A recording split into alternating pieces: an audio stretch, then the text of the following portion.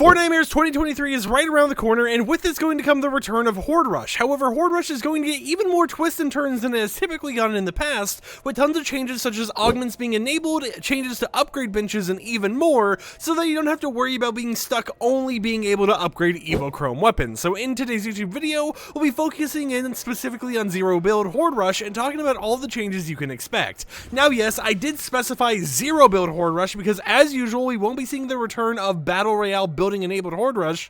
It is still going to be zero build only. Now firstly, let's talk about upgrade benches. This is something that you weren't able to really find in Horde Rush before. In previous years when we actually had Horde Rush available to us, most likely what would happen is you would find an upgrade bench in the normal spot. They would spawn at different POIs, but when you went to upgrade some of your weapons, maybe one or two of them that was in the current loot pool would be upgradable, but most of the other weapons that you actually had in your inventory would just show up as, oh, there's an X, you can't upgrade this, we don't know what you want to do. Well, it appears like Horde Rush is going to be getting Horde Rush specific upgrade benches that won't even use bars. This time around, they're actually going to be using cube monster parts, and the reason for this is because the sideways weapons like the minigun, the scythe, all that type of stuff is not returning. Those will not be available for you to obtain this year in Horde Rush, and instead the cube monster parts, instead of them just upgrading the normal sideways weapons because those don't exist anymore, they will actually go ahead and upgrade any of your weapons as you find an upgrade bench such as this right here. So instead of this costing 250 bars, maybe it will cost like 25 cube monster parts,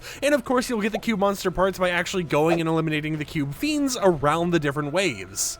Now, of course, this doesn't solve the solution of, the problem we had where you would go ahead and go in Horde Rush and you would never find an upgrade bench, but they also have a change for that as well, because Epic Games is going to make it so at the center of each circle for each wave, there is going to be an upgrade bench right around that area. You know how similarly we have actual ammo boxes and chests in the middle of each wave? It is going to be right there where the ammo boxes and chests are, but it's going to be an additional bonus of just the area around there. Now, I'm hoping that they don't put it in a spot where you just break the floor and troll your friends by destroying the actual upgrade bench, but it is nice to know that they're going to be giving more uses to these and actually making it so that you have a better bang for your buck when it comes to using cube monster parts, because you won't be locked into just getting the sideways weapons and upgrading those. You'll be able to upgrade any weapon, including pumpkin launchers, through the whole entire cube monster upgrade bench system. Now, we don't know if it's going to have a different design. Most likely it's going to stay the normal design that we've already seen with upgrade benches. It's just going to have a different currency being used.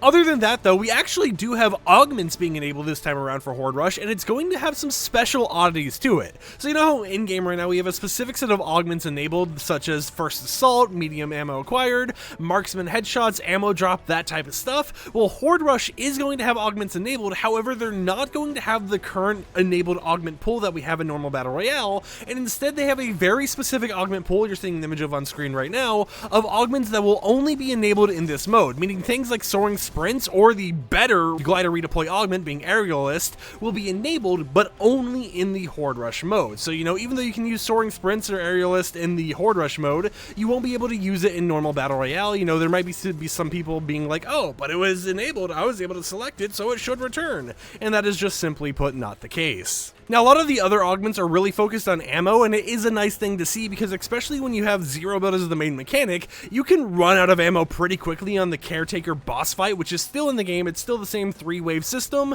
but of course it is nice to see that we have a lot of ammo augments. Now, in terms of how you actually get augments, it will cost you 5 bars to re-roll them once they're available to you, and you'll get one for the start of a wave and the completion of a wave. So right when you drop into Horde Rush, you'll have one augment already available for you to claim, and then after you complete that first wave and the circle's kind of going to the next wave area, it is going to give you another augment to select. Now, originally they were going to allow you to have 5 augments, which would be crazy because we currently only have ever seen 4. I mean, even if we look in the augment menu right now, you see 2 right there and then it maxes out at 4 in the normal game.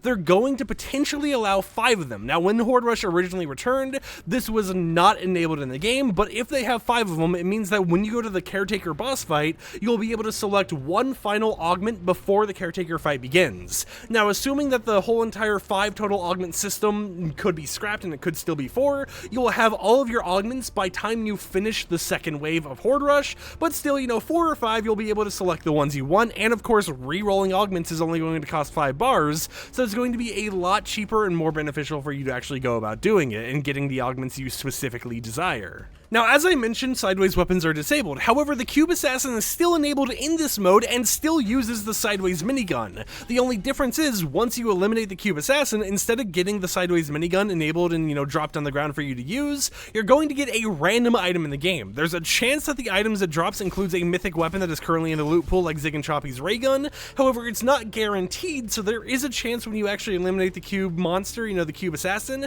you're not going to get any mythics at all. Instead, you're just going to get a lot of ammo, some weapons here and there, maybe a rocket launcher or something along those lines, but you still will be able to get a decent amount of loot for eliminating the Cube Assassin, which will spawn on wave 2, and of course it's going to be a little odd just seeing them use a weapon that's not even going to drop when they're eliminated. And speaking of weapons, if you're wondering what some of the newer returning items in Horde Rush this year are, I actually have a decent list. Now, the list doesn't include absolutely everything coming to Horde Rush, but it gives some of the main points out of the way, some of the main things you would want, and includes stuff like all the candy items, like hop drops and everything else that would give you low gravity. Those are going to be returning, of course, because Fortnitemares, but of course, those are one of the main focuses. Now, in terms of actual cool weapons that are very unique and have their own little styles for you to use, we have the explosive goo gun returning, the kinetic blade returning, rel guns returning, evo chrome weapons returning. They won't be returning to the main game mode, normal battle royale, but they will be returning to Horde Rush. We have pumpkin launchers returning. We have new weapons such as the rocket ram and sticky grenade launchers being enabled in the mode, and a lot more. So, it's a lot of the old loot pool minus sideways weapons mixed with the new loot pool as well. And of course, you got stuff like just all the Halloween themed goodies that they release, which may include the improved or changed witch broom, but it's not guaranteed as of yet because it wasn't in the loot pool when I originally played. And then of course, we'll be having quests returning this time around as well. Now, regarding any free cosmetic rewards, it's currently unknown. They could add some. I doubt that they're going to make Pickle Rick a back bling reward again, but I guess they could, Rick and Morty season whatever it is releasing soon. But they will give you XP guaranteed no matter if they give you a free cosmetic or not. And the quests are pretty standard. They're pretty much the exact same things we've seen before. Eliminate cube monsters in Horde Rush, earn a 50 combo chain, get a 500,000 team score in a single match, and then of course complete 3 quests. I assume that if we do get any cosmetic reward, it's going to be similar to the Pickle Rick backbling reward, where you have to complete 3 quests in order to obtain it, but it is a decent chunk of things for you to do, and of course, regardless of if you do them or not, or if there's a free reward or not, you do get XP at the end of the day, so it is a nice little thing to definitely hop in and play. But of course, I'd love to hear in the comments down below, what do you guys think about all these changes coming to Horde Rush very soon? Are you excited for it? Do you not really care too much? Do you wish they would bring back the Battle Royale building enabled version of it? Or are you just somewhere in between? And with that said, I'll catch you champs and champettes next time with another video. Like the video if you liked it or not, and consider subscribing for more content. Or check out my second channel for even more FireMonkey stuff not related to Fortnite. Peace out.